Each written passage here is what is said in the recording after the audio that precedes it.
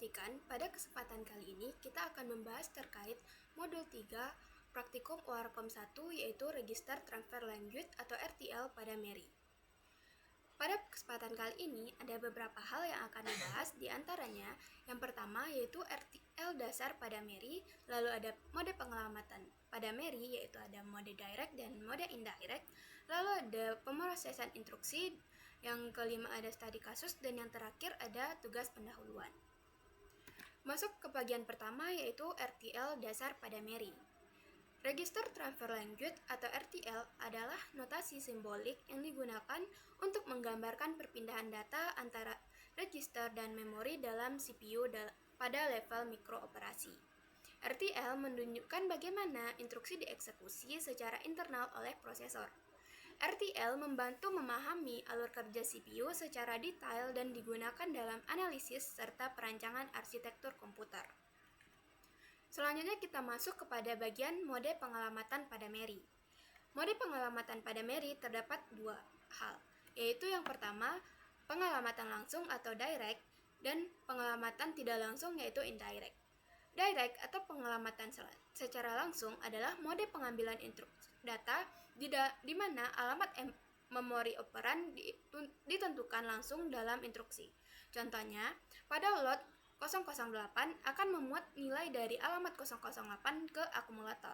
Mode ini cepat karena alamat data langsung tersedia tanpa perlu pencarian tambahan. Di sini dapat kita lihat contohnya pada instruksi load X. Load X yaitu instruksi yang memuat nilai yang tersimpan pada alamat X ke AC. Dari gambar dapat kita lihat bahwa proses RTL-nya di sini cukup singkat, di mana nilai X dimuat ke MBR, lalu dari MBR dimuat ke MBR, lalu dari MBR dimuat ke akumulator, sehingga akumulator berisi nilai X yang dituju. Selanjutnya itu indirect atau pengelamatan tidak langsung. Pengelamatan tidak langsung adalah mode pengambilan data di mana alamat dalam instruksi menunjukkan ke lokasi memori yang berisi alamat sebenarnya dari data. Misalnya, pada lot 008 berarti isi dari alamat 008 adalah pointer ke alamat data yang sesungguhnya, sehingga memberikan fleksibilitas lebih tinggi dalam pengelolaan data. Di sini dapat kita lihat contoh instruksi load EX. Load EX adalah memuat nilai yang tersimpan pada alamat X terdapat pada alamat X ke dalam akumulator. Di gambar dapat dilihat bahwa proses RTL-nya cukup panjang, yaitu dari X dimuat ke MIR, dari MIR dimuat kembali ke MBR, lalu dari MBR dimuat kembali ke MIR, karena MIR tidak dapat menulis sendiri instruksinya. Lalu dari MIR dimuat kembali ke MBR, dan MBR baru memuat ke akumulator sehingga akumulator memiliki alamat yang dituju.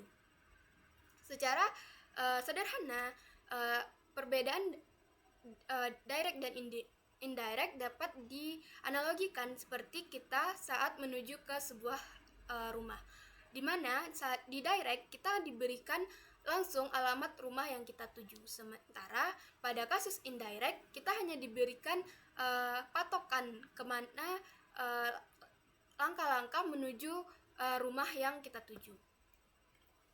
Selanjutnya yaitu pemrosesan instruksi. Pada seluruh komputer terdapat siklus dasar untuk pemrosesannya, yaitu siklus fetch, decode, dan execute. Di mana pada siklus fetch, CPU mengambil instruksi dari memori utama ke dalam register. Di sini program counter atau PC sudah mengambil instruksi yang akan dieksekusi selanjutnya. Lalu di load ke MIR, lalu MIR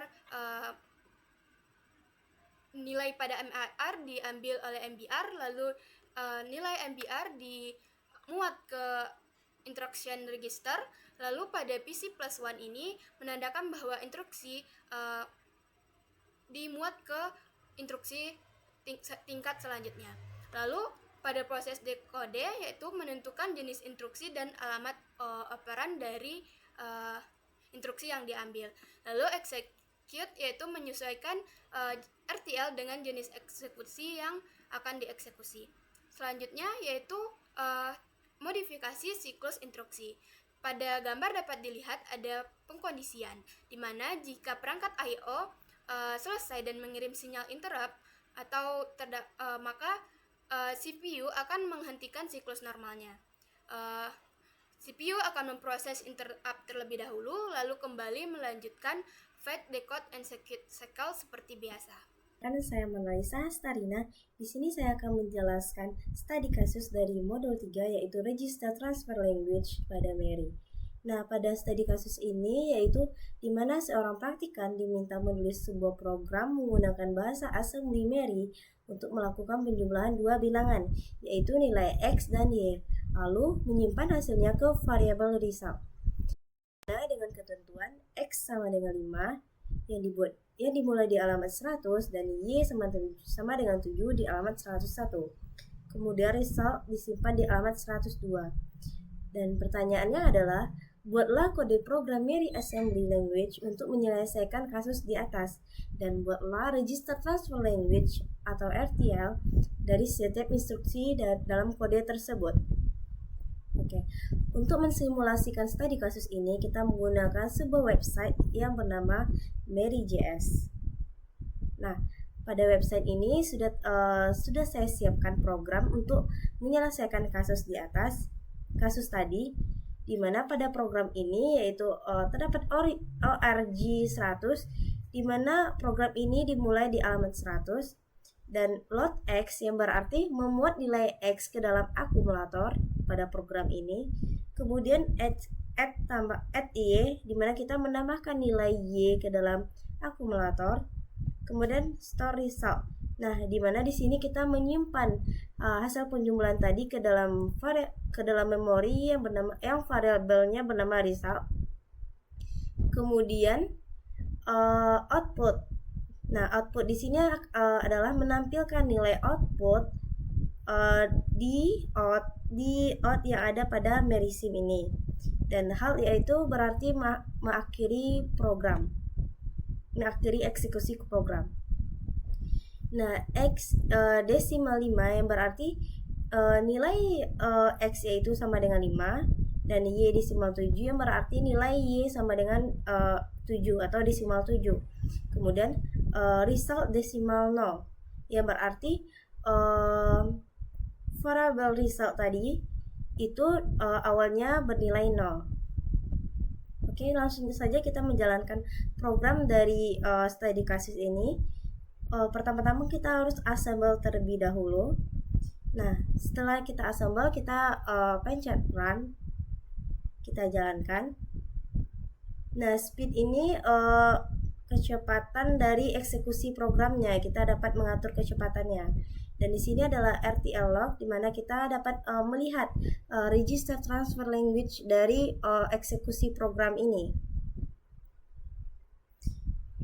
Dan ini adalah trace dari instruksi programnya. Kita dapat melihat di mana AC-nya itu bernilai apa, ER, MAR, MBR, PC, in, dan out-nya. Oke, kita tunggu programnya berakhir. Nah, ini programnya sudah berakhir, di mana nilai akhir dari akumulatornya itu bernilai 000C, yang berarti di akumulator ini terdapat nilai 12, dan di ER itu 700, MAR 104, MBR 7000, PC program counternya 105, in-nya 000 dan out-nya 000C, dimana bernilai atau sama desimalnya itu 12 dalam bentuk heksadesimal 00C.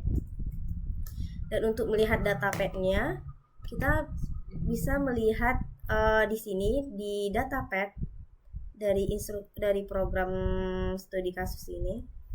Nah, datapad ini memperlihatkan bagaimana eksekusi program ini berlangsung. Nah, mari kita coba lihat lagi bagaimana program ini dijalankan di datapad. Dengan melihat datapadnya, kita assemble terlebih dahulu, kemudian kita run. Nah, di sini kita akan melihat bagaimana program ini dieksekusi. Dan kita dapat melihatnya di Datapad. Oke.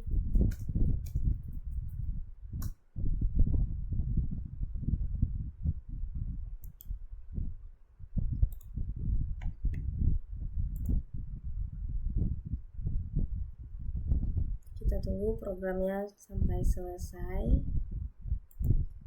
Oke, programnya sudah berhenti dan sudah selesai. Dan hasil akhirnya yaitu 12. Betul, sesuai dengan studi kasus yang telah ditentukan sebelumnya.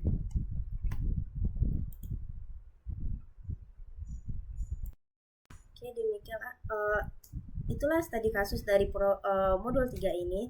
Lanjut kita next ke halaman berikutnya, yaitu tugas pendahuluan. Nah, pada praktikan modul 3 di sini terdapat 5 tugas pendahuluan.